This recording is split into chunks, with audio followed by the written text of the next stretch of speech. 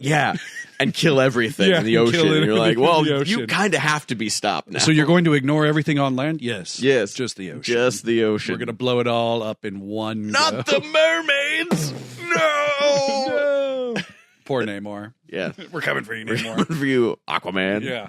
I guess that was our cold open. Welcome to episode 12. Welcome to episode 12 of the Hero Panel Podcast. I'm Eli Smith. And I am Caleb, the comic book Viking. Hey, and we're here bringing you the latest and greatest comic book news and information and our wacky weirdness. That's what we bring you. We bring you that better than anybody else brings it to you. We try. Yeah. We try. As far as our particular brand of wacky weirdness, I don't think anybody's been able to mimic that. It's honest. Quite accurately yet. Yeah, it's because of our honesty. It is. It's kind of our raw honesty. Yes. Much like the world, Yeah. I mean, with everything that's going on in life, it's we have these things that we can look forward to, and we're going to talk about that today. Yeah, we sure are. And spreading happiness, spreading hope, and that's what we're doing on this podcast. We're trying to bring some like a ray of sunshine, a glimmer of hope to the world. Yeah. Like, think of this podcast like you're waking up in the morning, your room's all dark, and then you go and you open up that curtain and you get hit by the blinding light of 2026. There's even a little bluebird there being like, "What up, bitches? What up, bitches?"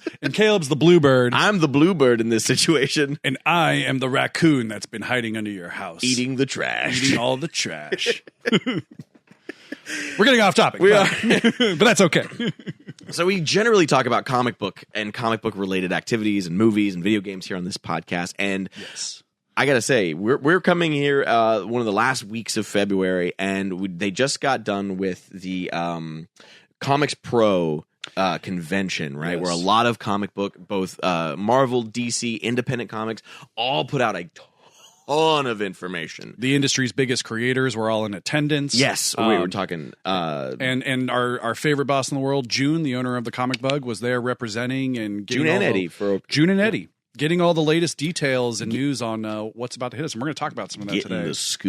Getting the scoop. Yeah. June got to see Rob Liefeld. Yeah, Robert Kirkman. Todd McFarlane. Jim Lee was there. Just like... Honestly, the Titans. Sure. The Titans. The Teen Titans. The Teen Titans. Speaking of which, Teen Titans have a new series coming out. Yes. We'll talk about it later. We will. There are a lot of new series coming out. That's what's so exciting about the beginning of the year in comic books and for movies and video games as well, is you get to look ahead. And we talked about that in the last episode about looking ahead and all the cool releases that come out. And I mean, that's sort of like what the gist of it is. We're always going to be trying to bring you the latest and greatest news. So when the time comes, what's hitting the shelves, and you know what you're not going to miss out on. You're not going to miss out on. You know to put it on your pull. Yep. Put stuff on your pull list, people. Yes. Put it on your pull list. Get it in before FOC, because that is how you tell comic book companies and the industry what you want. Pull list, pre-order pull list.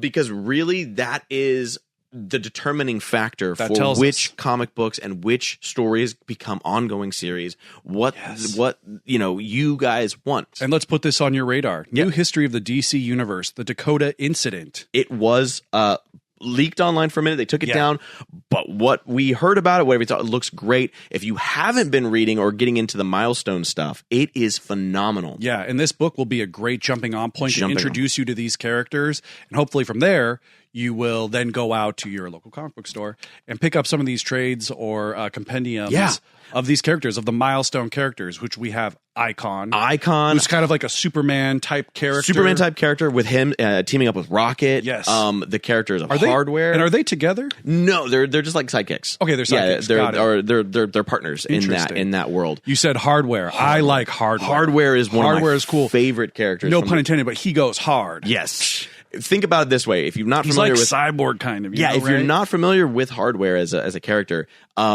he's a scientist, young. He's sort of handpicked by this other brilliant scientist who takes him into this company, like mentors him, brings him up through the ranks, and then betrays him. All of a sudden, you realize that he's been stealing his inventions, his technology, all this stuff for his own profit.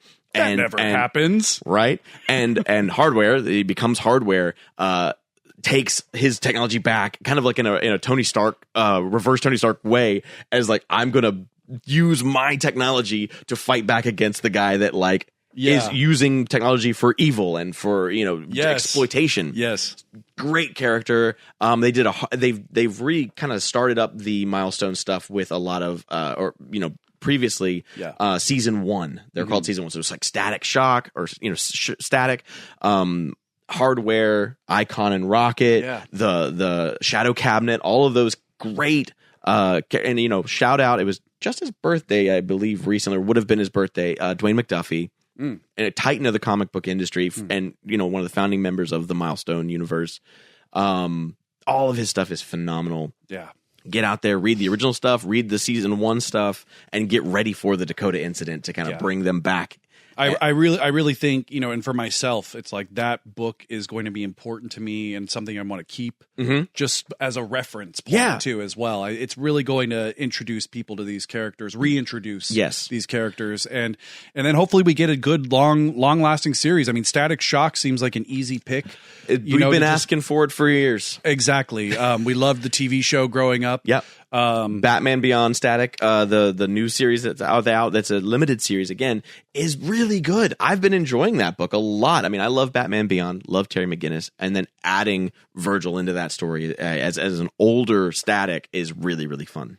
And something that's also a fun tidbit. I had this scheduled for later in the episode, but we're riffing. Might as well jump on it. Tubi is a free streaming service. Yes. And it is getting a massive catalog of Cartoon Network shows. So we can watch Batman the Animated Series, Static Shock. Oh my God. The whole list of all, because they all were quietly removed from HBO Max. Yeah, I was looking for Static the other day and I couldn't find it. And they're all on Tubi now. All on Tubi plus more. I mean, you can look at the list online, but it's all of these classic shows that we grew up with. And anyways, I'm really excited about Static Shock being on there. Yeah, and Tubi's free. Yeah. So check out Static Shock, watch the TV series, and then get hyped. Maybe we can stir up some momentum and we can actually get an ongoing comic book Let's do it, guys. I'd love that. Well, we have so ComicsPro happened over the weekend. Yes, lots of big announcements. We have a lot of big announcements. We did talk a little bit about Marvel DC Superman Spider-Man crossover. That's imminent. That's imminent. They've released a few of the images for that already. Yeah. Peter Parker and Clark Kent walking together in like an airport terminal with their like press badges. Yeah. Oh, it looks good. That might heal me. There's a part of me that's going to be healed by seeing that, I think. Yeah. Absolutely. And that's going to be done by Mark Waid and Jorge Jimenez this first round. And the artwork looks great. Brilliant. Like you said, just that one image of them walking next to each other side by side. I was like, this is going to be fun. It's going to be good. Those are two characters where they both, I think, reflect a lot of the same ideals. Yeah, absolutely. And it just makes sense that we would see both of them together in this capacity. Yeah, and you have Clark, who's kind of this sort of grounded, older, maybe even mentor to Peter, and Peter still, as old as he gets in the comics, he's still the hothead. Yeah. He's still, he'll go off. Half cocked and and Superman is very practical and he needs a plan. Spider-Man is great at improvising and flying thinking by the seat of his feet. Pants because he thinks so much faster and so does Clark. Both of them can take a beating, but I think Spider-Man has proven time and time and again that he will just be on the brink of death and get back up. You can't get him down. Yep, broken ribs. He's swinging through the city. Can't keep a good spider down. I can't tell you how many times I've read a comic book with Spider-Man and he's like swinging around the city. He's like, my ribs are cracked. I'm like.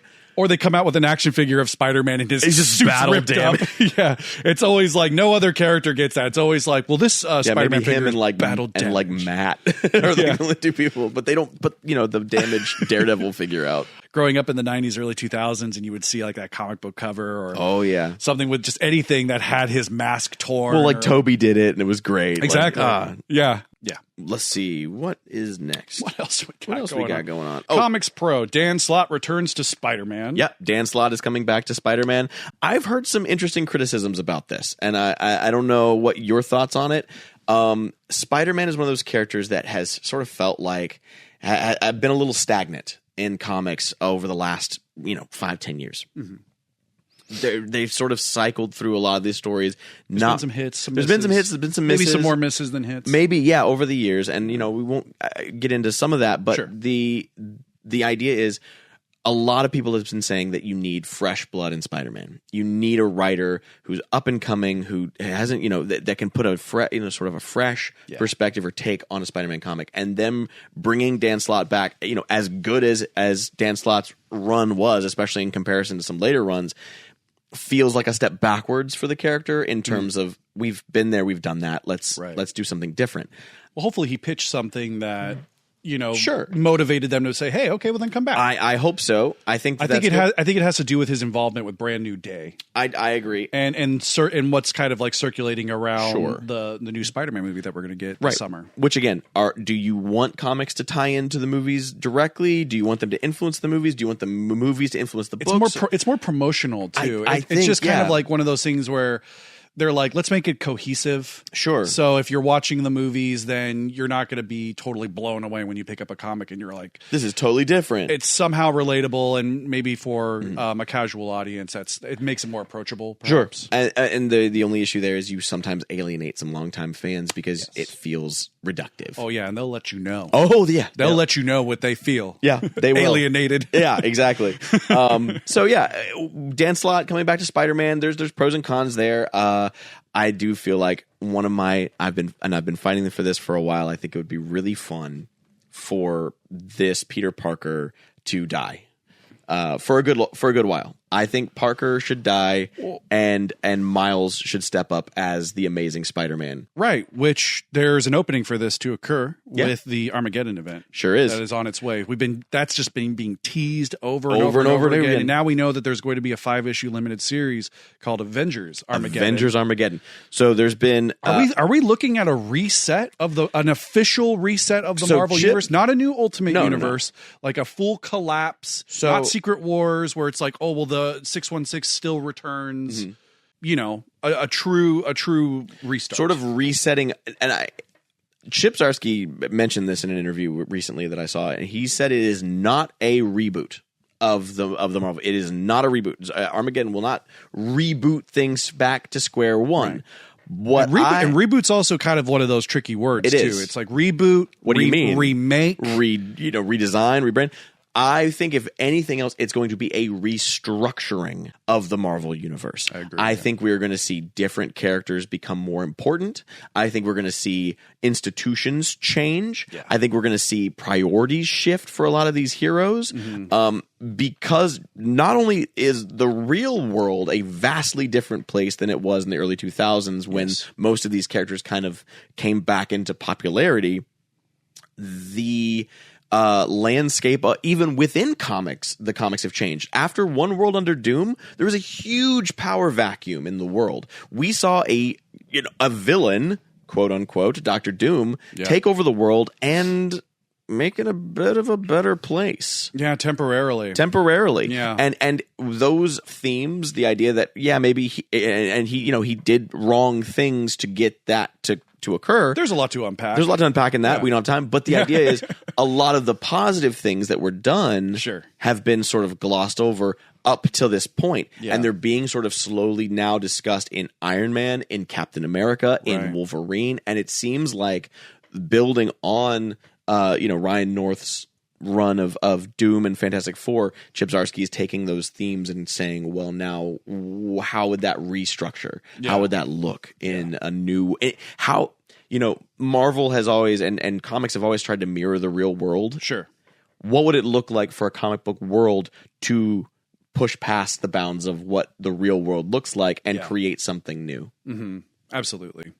And what does that look like? We don't know. We don't know. We did get a taste of what Armageddon is. We're getting there. We had one issue of Wolverine Weapons of Armageddon. Awesome. Really, really It cool. was so good. And if this is kind of like the type of storytelling we're looking at through the rest of this event, through the rest of the year, I mean, it's we're going to get some plot twists, some heavy storytelling. And connections to the Ultimate Universe. Yeah, exactly. Which I think is fascinating as well. Which is wild because we are now on the cusp of that being completely over.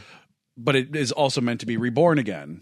Possibly. Yeah, there's talks of and which is something that we talked about. It's like the sales of the Ultimate series in Marvel have been doing well. Sure. Well, I mean, again, this is a moment where you go, are they rebooting the Ultimate Universe or are they taking similar to what they did after Secret Wars, the characters that were popular from the Ultimate Universe and just bringing them into the fold? Because the Absolute universe for DC is also looking at not a problem, but sort of the same situation in the sense that it is a world created by Darkseid. Yes. The Ultimate Universe is a world created by the Maker. Right. They both are kind of like the masterminds. We're sort of waiting for them to make their return. Sure. Which is happening right now in comics. Darkseid's back, DCKO. The Maker is Ultimate Endgame. Become a city. Yeah. So we're seeing that come to fruition now, and these plots are finally reaching like a culminative. Not for the Absolute universe. No. For Ultimate and Marvel, yes. Yeah. The Absolute line seems like they have, stories. Years to go. Exactly. Well, Scott Snyder was saying that they have so many stories in mind for Absolute Batman. So let's make this jump. Into the Absolute universe, because we do have news we have to hit there. News about the Absolute universe and stuff we're all talking about and all excited about. For one thing, Absolute Batman continues to break records, smash numbers. It is as far as the sales charts go, in January Absolute is dominating. King. And it has been dominating. Yes. But it continues to do so. Which is unique for a comic book series of this magnitude. Usually something like this peters out. Well, I feel like that's what's exciting us right now. It is about making this episode and talking about it. It's like we're in this time now where we're seeing all of this resurgence. And it's not a resurgence in a way that feels fake or forced. This is a resurgence of storytelling that feels genuinely fresh and exciting. Yeah, and it's now becoming not a gimmick, but it's exciting to see them reveal these characters that live in the Absolute universe, these twisted versions of villains that we know, and seeing them come out the way they are. Poison Ivy. Woo! Wow. Yeah. Terrifying. Great. I mean, just in what we would expect from Poison Ivy in the Absolute universe as well. She is literally this amalgamation of plant animal, life. Nature. And she's just plant life. She's but animal too. She has carnivorous animal. She's just Mother Nature in that way. And it's so fun. Bruce coming in there with just chainsaws strapped to his armor. Like, that's cool. That imagery is becoming so iconic too. Like, that's what I love about Absolute Batman, especially, is some of this imagery, like the chainsaw panel, the axe on the chest, that's being used now, and it's circulating, and it's like something that people are like looking forward to, and they want I want a poster of that. Absolutely, I want an action figure with figure. Bruce's chain. We're already getting a hot toy figure of Absolute Batman at the end of the year. And you know what? I hope this spawns, because I've missed these action figures. We've talked about this before, but I miss the like versions of toys of action figures with different like accessories and like where it's like Jungle Adventure Batman or like Arctic Explorer Batman and like underwater catapult Batman. like a chainsaw Batman. Like give me that toy back. Come on, guys. Exactly. It's so cool. But out of ComicsPro, we got a huge announcement from the Absolute Universe. So spoilers ahead for the upcoming stuff, because I wanted also. We won't get into too much detail about it, but we're gonna talk about it. Yeah, Absolute Green Arrow. Wow. This is Absolute Green Arrow. AKA the Longbow Hunter. The Longbow Hunter. Or the Hunter. So we got a really cool synopsis for what this series is about. And again, this has some real world tie-ins. Oliver Queen murdered by this elite billionaire society thing. And whoever is taking up this mantle of the Longbow Hunter or the Hunter is targeting them specifically as a serial killer. Yes. Not a hero, not a vigilante in this way, but as a serial killer hunting down and taking revenge on the people that killed Oliver Queen. Yes. And this series will also introduce Black Canary as the investigator who is trying to uncover the identity of who this killer is. And Eli, the speculation. Yeah. The theories of who this Archer is. First of all, you can go. I mean, boom. Maybe we're going to put a picture. I'll put a picture right here. We got a picture up of him. This is what Green Arrow, Absolute Green Arrow looks like. So sick. He looks like a serial killer. He's got some Mask of the Phantasm kind of inspiration with his mask. His bow is two like machetes. Yes. It's two like long knives connected and strung as a bow. Yeah. And we've seen him use them. They showed some previews with some panels of him going to town on some bad guys. So we're gonna make some predictions here. Yes. Who do you think this Hunter is in the Absolute Universe? I will say who I don't think it is first. I don't think this is a resurrected Oliver Queen. You don't? I believe he's dead. Okay. I believe he's dead. I would not be angry, though, if there was some way that he came back through some dark... Well, no, here's what people have been speculating, and I like this. It may not be my number one choice, but I do like it. That it is a resurrected Oliver Queen possessed by the spirit of the Absolute Spectre.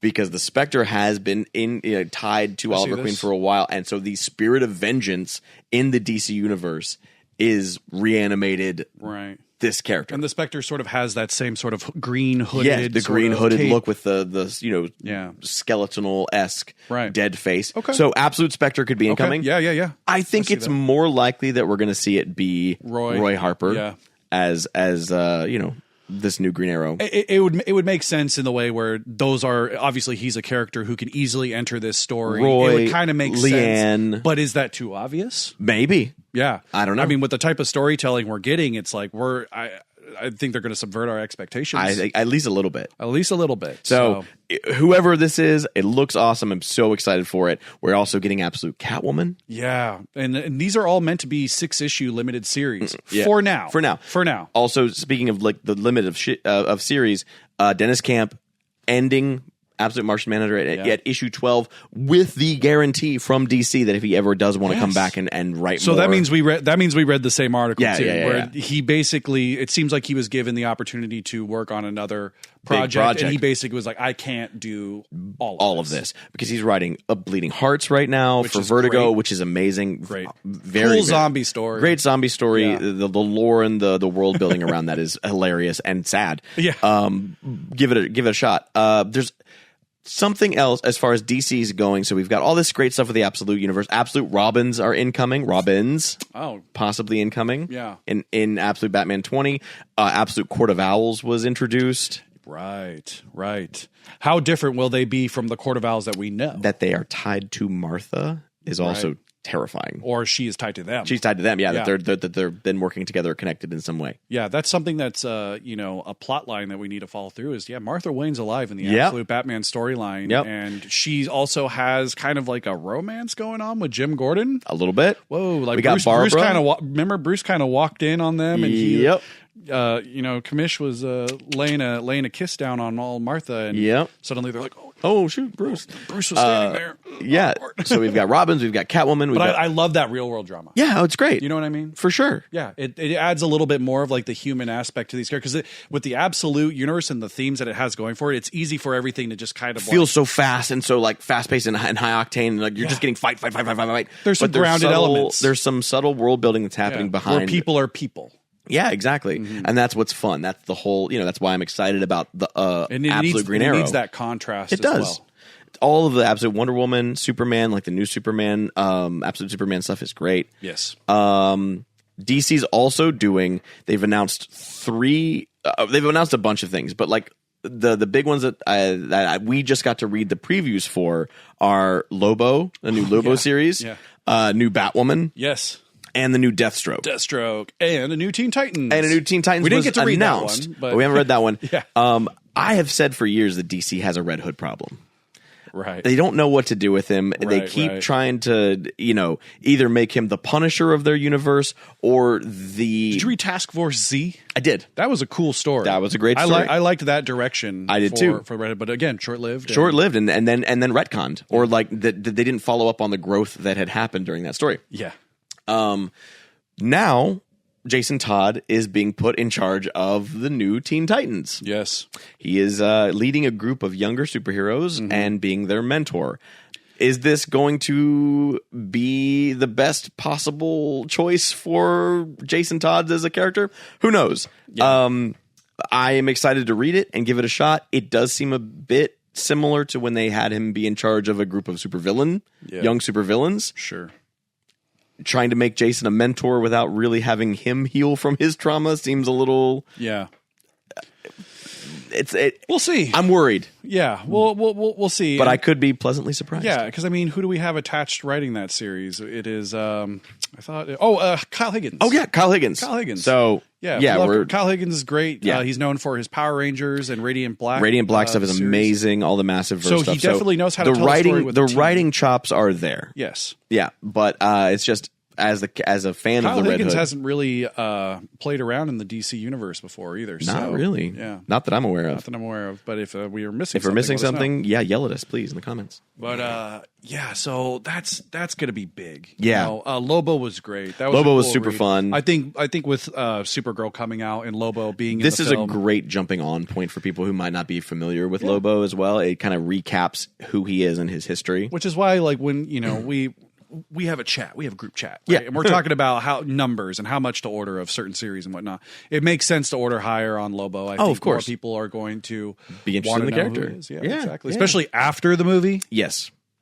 That's going to be when most people come in moving like, hey, do you have like? Do you guys have Lobo stuff? trivia Yeah. And not, I mean, And we hopefully we do because, you know, as far as like what we're ordering and how we're ordering things, that has been a bit of an issue recently with the entire comic book industry. Yeah. Books are coming out of nowhere. Books are coming out of quote nowhere. unquote, and are taking off. Yes. Everybody wants to have the next Absolute Batman #1 first printing. Right. And everybody wants that next big thing to happen.